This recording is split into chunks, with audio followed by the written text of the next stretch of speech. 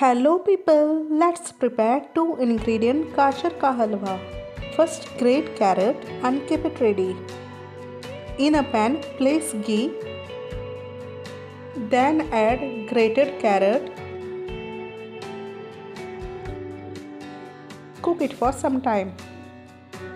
Then pour milk.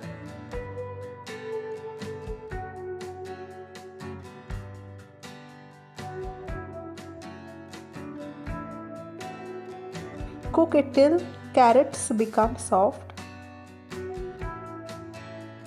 Then add condensed milk. Mix it well and cook it for some time. And then garnish it with dry fruits. If you like this recipe, then comment below and share it with your friends. And if you are new, then subscribe. Bye.